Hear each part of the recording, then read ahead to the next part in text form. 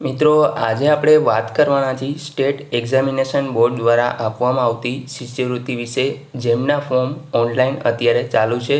તો એના વિશે આપણે સંપૂર્ણ માહિતી મેળવીશું.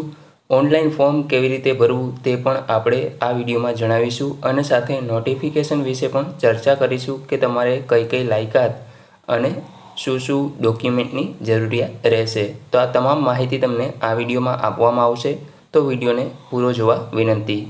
તે પહેલાં મિત્રો, ચેનલ પર પહેલી જ વખત મુલાકાત લેતા હો તો ચેનલને અવશ્ય સબસ્ક્રાઈબ કરો અને સાથે બેલ આઇકનને પણ ક્લિક કરી લો, જેથી આવી તમામ માહિતી છે તે આપને મળતી રહે.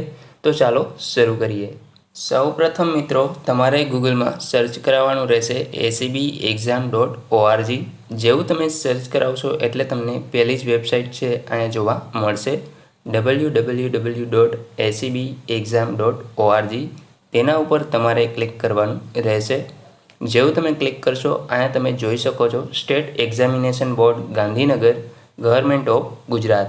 વેબસાઇટ છે એ ઓપન થઈ ગઈ છે. હવે અહીંયા તાજેતરની જાહેરાતમાં તમને એક સ્કીમ છે જોવા મળે છે, નેશનલ મીન્સ કમ મેરિટ સ્કોલરશિપ સ્કીમ. તેના ઉપર તમારે ક્લિક કરવાનું રહેશે. જેવું તમે ક્લિક કરશો, અહીંયા તમે જોઈ શકો છો અનુક્રમ નંબર, જેમાં national means come merit scholarship scheme for student, જે અહીંયા 8મા ધોરણના સ્ટુડન્ટ છે તેના માટે આ સ્કીમ છે એ લાગુ કરવામાં આવેલી છે, જેની છેલ્લી તારીખ છે 31 ડિસેમ્બર 2020. અહીંયા આપણે તમને જોઈ શકશો કે તમારે કેવી રીતે એપ્લાય કરવાનું છે. ત્યાર પછી નોટિફિકેશન આપેલું છે અને અહીંયા તમારે અરજી કરવા માટે એપ્લાય કરવાનું રહેશે. તો સૌપ્રથમ મિત્રો, આપણે થોડી માહિતી મેળવી લઈએ. એના માટે તમારે અહીંયા નોટિફિકેશન ઉપર ક્લિક કરવાનું રહેશે. અહીંયા તમારે એક PDF છે એ ડાઉનલોડ થશે. એ PDF ઓપન થઈ ગઈ છે. અહીંયા તમે જોઈ શકો છો કે રાજ્ય પરીક્ષા બોર્ડ ગુજરાત રાજ્ય સેક્ટર 21 ગાંધીનગર. મિત્રો, આ યોજનાની પરીક્ષા છે એ લેવામાં આવશે, જેમાં રાજ્યમાં નબળી આર્થિક સ્થિતિ ધરાવતા તેજસ્વી વિદ્યાર્થીઓ ધોરણ 12 સુધી અભ્યાસ પૂર્ણ કરી શકે તથા માધ્યમિક અને ઉચ્ચ માધ્યમિક શાળાના ડ્રોપ આઉટ દરને ઘટાડવાના હેતુથી ધોરણ 8માં અભ્યાસ કરતા વિદ્યાર્થીઓ માટે નેશનલ મીન્સ કમ મેરિટ સ્કોલરશિપ નામની યોજના છે એ ન્યૂ દિલ્હી તરફથી બહાર પાડવામાં આવેલી છે, જેની પરીક્ષા છે 28/2/2021 રવિવારના રોજ આ શિષ્યવૃત્તિ માટે લાભાર્થી વિદ્યાર્થીઓની પસંદગી કરવા માટેની એક પરીક્ષા છે એનું આયોજન કરવામાં આવેલું છે.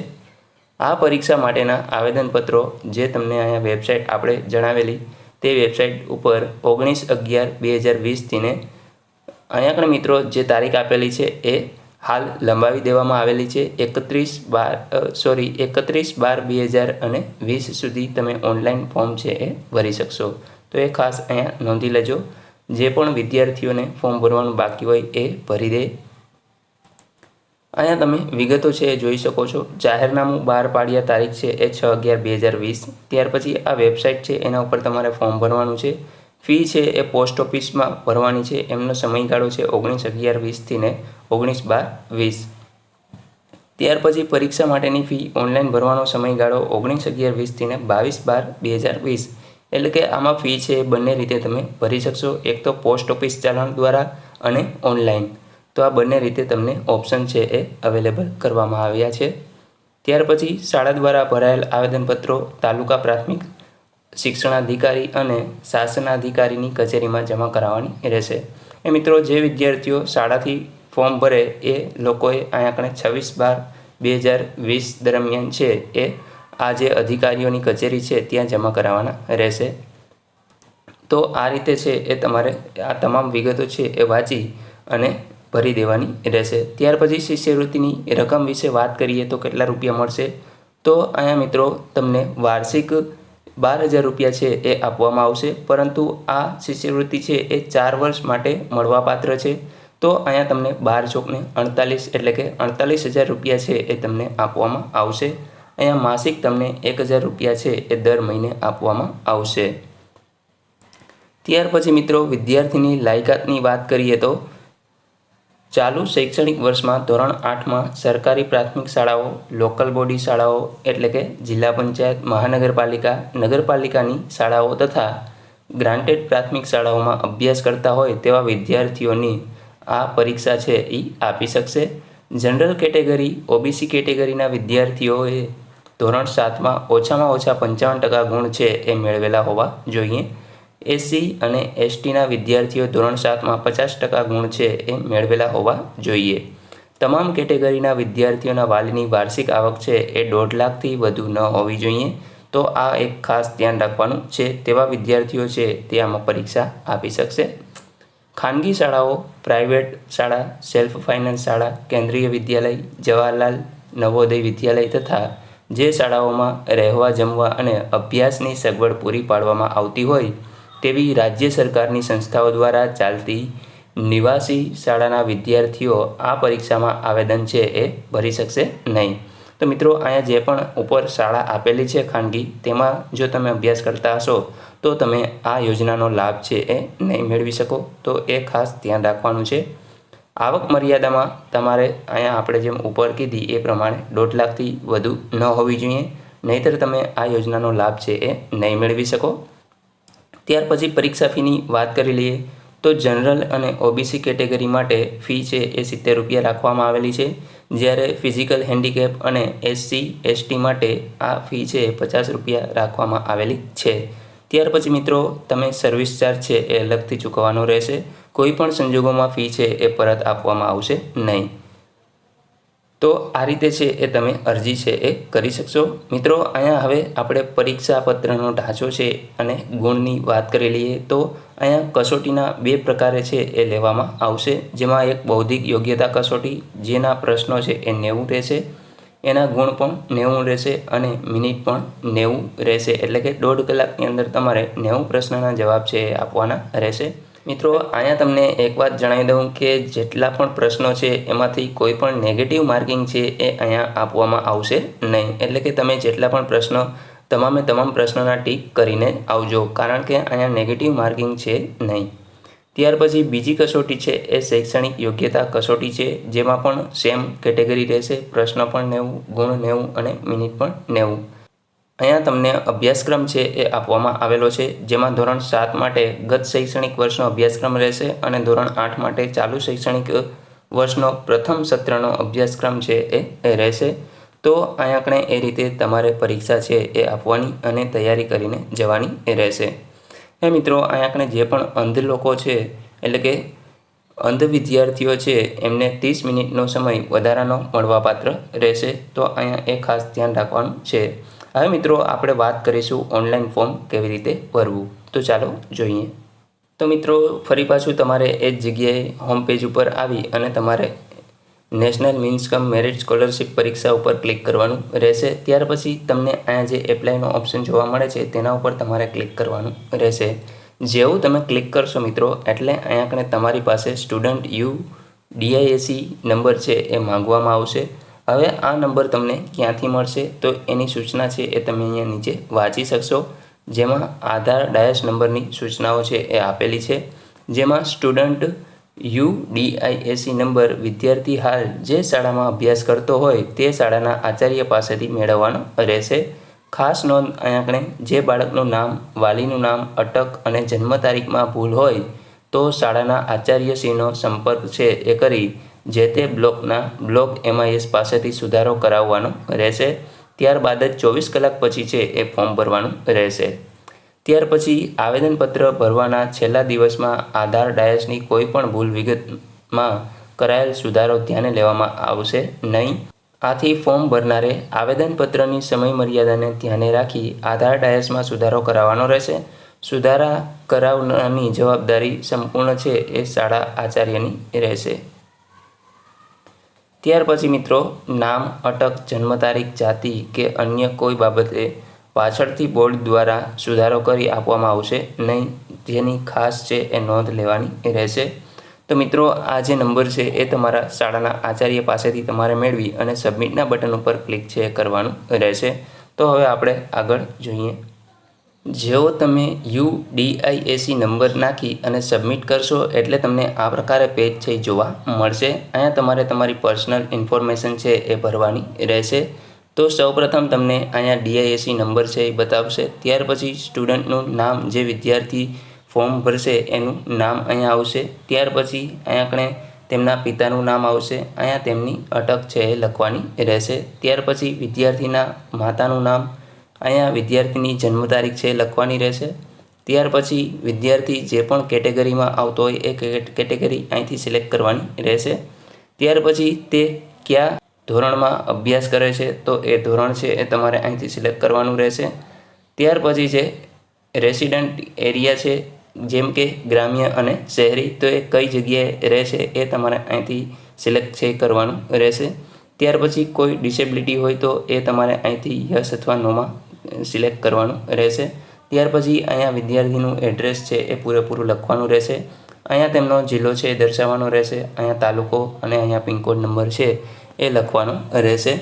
ત્યાર પછી છે મિત્રો અહીંયા મુક્ત દૂરવર્તી શિક્ષણ છે એ જો તમે લીધેલું હોય તો તમારે અહીંયા યસ છે એ કરવાનું છે.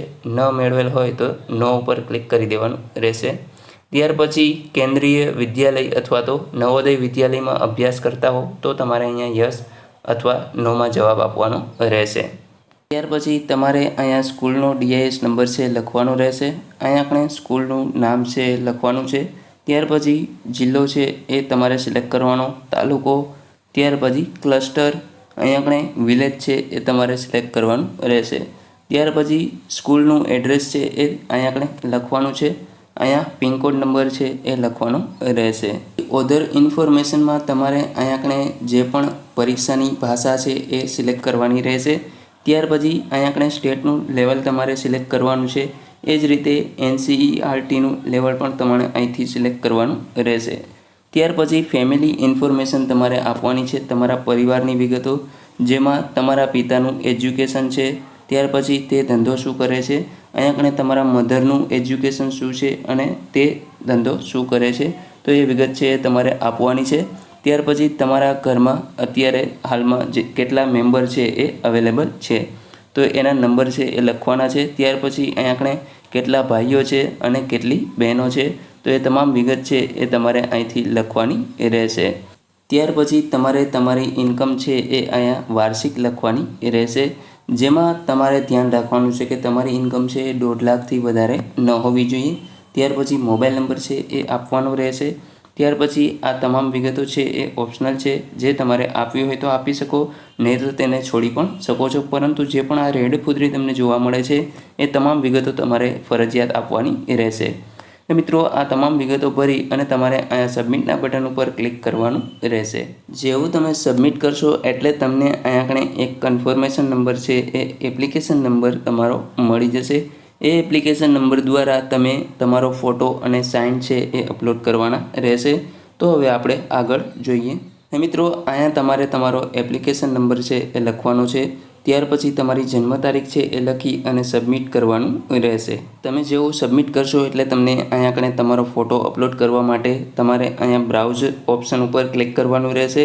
ત્યાર પછી તમારા મોબાઈલ અથવા તો કમ્પ્યુટરમાં જે પણ જગ્યાએ તમારો ફોટો પડેલો હોય ત્યાંથી સિલેક્ટ કરી અને ઓપન કરવાનો રહેશે. ત્યાર પછી તમારે અપલોડ કરવાનું રહેશે. એ જ રીતે તમારે સિગ્નેચરને પણ બ્રાઉઝ કરી અને સિલેક્ટ કરી અપલોડ કરવાની રહેશે. ત્યાર પછી જે આ અપલોડનું ઓપ્શન છે અહીંયા તમારે ક્લિક કરવાનું રહેશે. અહીંયા મિત્રો તમને ફોટો અને સિગ્નેચરની સાઇઝ તથા તેના ફોર્મેટ વિશે જાણકારી આપેલી છે, તો એ તમે વાંચી લેજો. જેમાં JPG ફોર્મેટમાં પાસપોર્ટ સાઇઝનો ફોટો છે એ તમારે અપલોડ કરવાનો રહેશે. અહીંયા સિગ્નેચરની સાઇઝ છે એ 15 KB અથવા તો તેનાથીને ઓછી હોવી જોઈએ.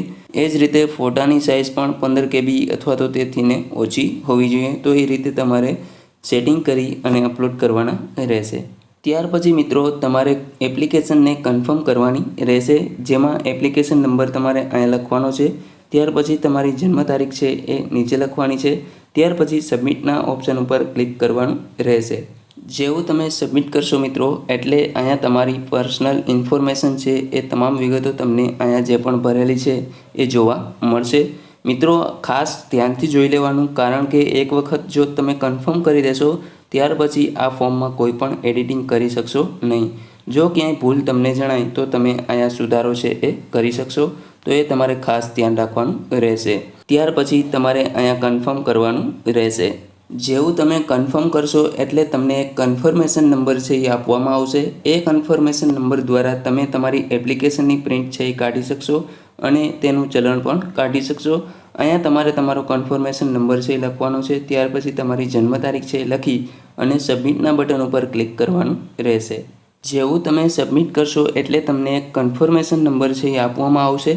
એ કન્ફર્મેશન નંબર દ્વારા તમે તમારી એપ્લિકેશનની પ્રિન્ટ અને તમારા ચલણની પ્રિન્ટ છે એ કાઢી શકશો. તો અહીંયા તમારે તમારો કન્ફર્મેશન નંબર અને અહીંયા તમારી જન્મ તારીખ લખી અને સબમિટ કરવાનું રહેશે. મિત્રો, જેવું તમે સબમિટ કરશો એટલે તમે અહીંયા કણે તમારી પ્રિન્ટ છે એ કાઢી શકશો. ત્યાર પછી તમે એ જ રીતે અહીંયા કણે તમારું ચલણ છે એની પણ પ્રિન્ટ કાઢી શકશો. અને જો તમે ઓનલાઈન પેમેન્ટ કરવા માંગતા હો તો તમારે ઓનલાઈન ઓપ્શન છે એ સિલેક્ટ કરવાનો રહેશે. હા મિત્રો, જો આપણે બંને ઓપ્શન છે એ જોઈ લેશું. પહેલાં જોશું આપણે ઓનલાઈન પેમેન્ટ કઈ રીતે કરવું, ત્યાર પછી પ્રિન્ટ દ્વારા ચલણ કાઢી અને કઈ રીતે પેમેન્ટ કરવાનું રહેશે. જે વિદ્યાર્થી ઓનલાઈન પેમેન્ટ કરવા માંગતા હોય એના માટે અહીંયા ક્રેડિટ કાર્ડ, ડેબિટ કાર્ડ અને નેટ બેન્કિંગના ઓપ્શન અવેલેબલ છે. જેમાં તમારે તમારો કાર્ડ નંબર, અહીંયા મંથ, યર, ત્યાર પછી 3 અંકનો CVV નંબર અને અહીંયા કણે કાર્ડ ઉપર લખેલું નામ. ત્યાર પછી તમારે અહીંયા મેક પેમેન્ટના ઓપ્શન ઉપર ક્લિક કરવાનું રહેશે. તમારા રજિસ્ટર્ડ મોબાઈલ નંબર ઉપર એક OTP છે એ મોકલવામાં આવશે. એ OTP તમારે નાખવાનો રહેશે એટલે તમારું પેમેન્ટ છે એ અહીંયા ડન થઈ જશે. જે વિદ્યાર્થીઓ પોસ્ટ દ્વારા ચલણ ભરવા માંગતા હોય તો પહેલાં આ પ્રકારે તમારે પેજમાં પ્રિન્ટ છે એ કાઢવાની રહેશે. અહીંયા તમને 3 કોપીમાં એક પેજમાં છે એ પ્રિન્ટ મળી જશે. જેમાં તમારે પોસ્ટ ઓફિસની કોપી છે એ પોસ્ટ ઓફિસ દ્વારા લઈ લેવામાં આવશે.